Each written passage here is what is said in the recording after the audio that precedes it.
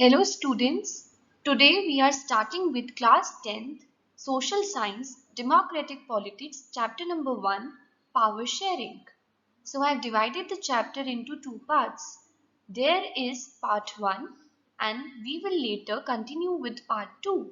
And the first part talks on power sharing, why is it necessary, why is it desirable, what is power sharing and different forms of power sharing, and we will be talking in context to Belgium. So let's begin with the topic power sharing. Now if you remembered, in class ninth you have already studied that sharing powers reduces the number of conflicts. Now you know that there are two ways of running a government. One is where the power remains on only hands of one, that is a leader or a king. On the other hand, the other one is a democracy. In this chapter, power is delegated at different levels. We don't need to tell you this, but of course the latter is better.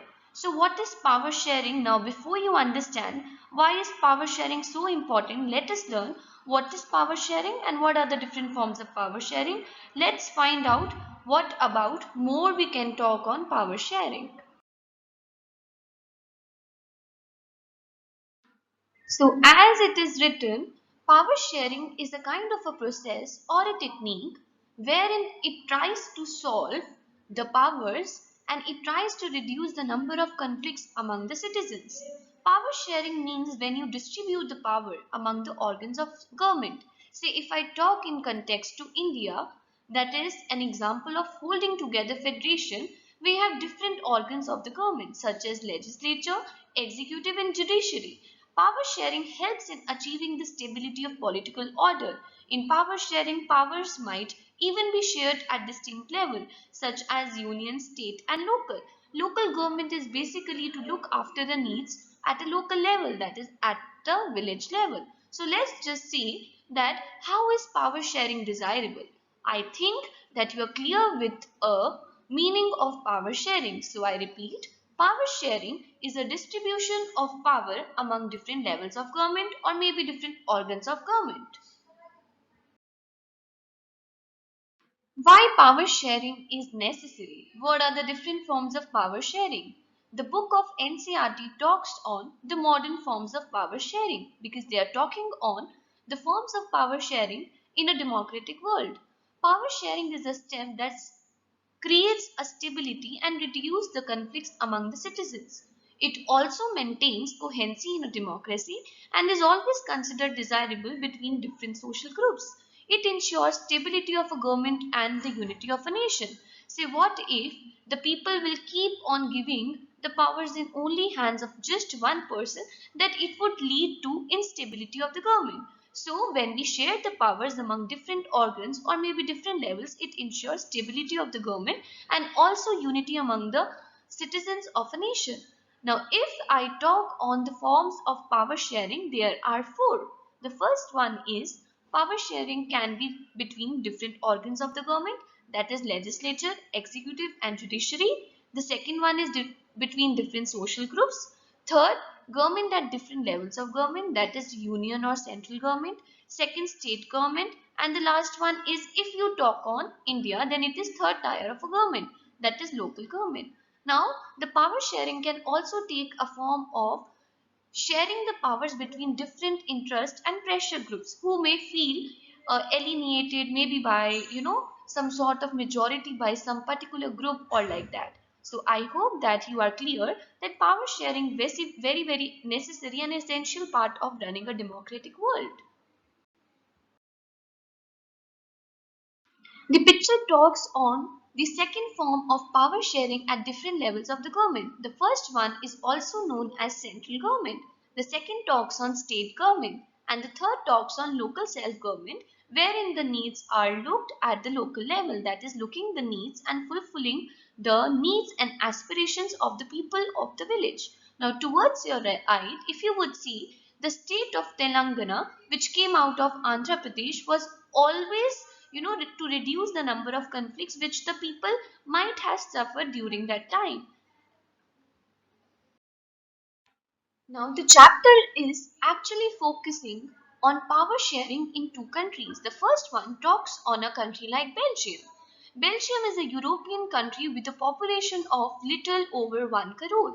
In this country, the ethnic composition is very complex. Out of the total population, students, just see 59% lives in Flemish region, the one who speak the Dutch language. Another 40% lives in the Wallonia region, the one who speak French. And remaining 1% of the Belgians speak German. The next slide will talk on the sharing of powers, which I will explain you with the help of a map. Other than that, in the capital city, now you would ask me that how did the tension arise between the communities, that is between the Dutch and the French. See, in the capital city, Brussels, 80% people speak French, while 20% are Dutch speaking. The French speaking minority community was relatively rich and powerful. This made the Dutch speaking community angry. So from 1950s and 1960s, there were tensions between the two communities because of these differences.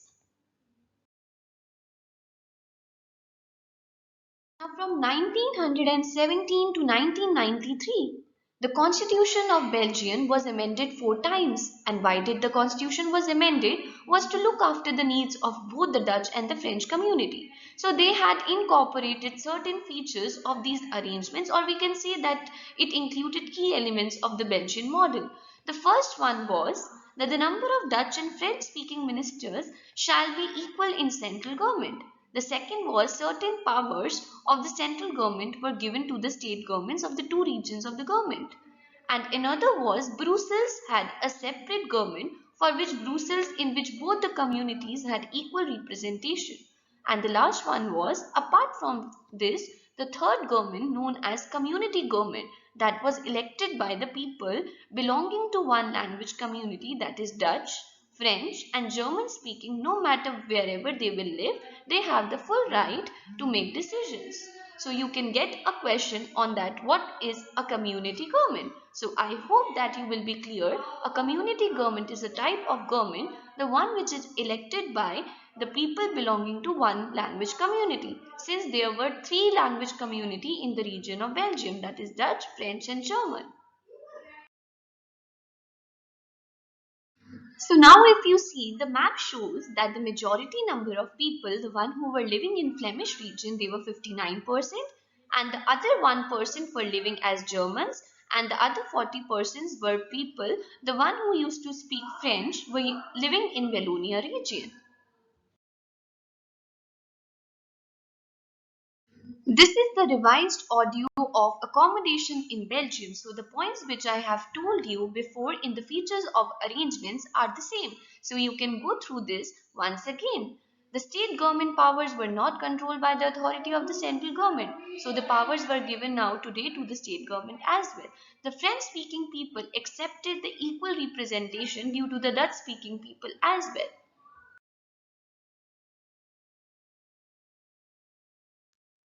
For this, the communities and the regions of Belgium, this you can even see in your NCERT books, and they're talking on the Brussels and the map of Sri Lanka, in which region do you find concentration of different communities. So if you get the question of Belgium, you would just see and tell that there were three communities. In the Flemish region, there were 59%, the one who were Dutch. Another 40% were living in Wallonia region, the one who were speaking French language, and the other 1% were the people who were speaking, German language. So I hope students that you are clear with the topic part 1, that is what is power sharing, why is it desirable, why is power sharing necessary, explain the accommodation of power sharing in a country like Belgium, what changes took place between 1970s and 1993 in Constitution of Belgium, name the 4 features of arrangements of power sharing, define community government.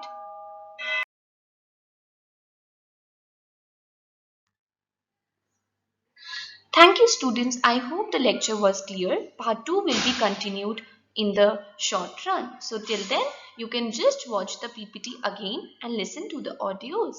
Good luck.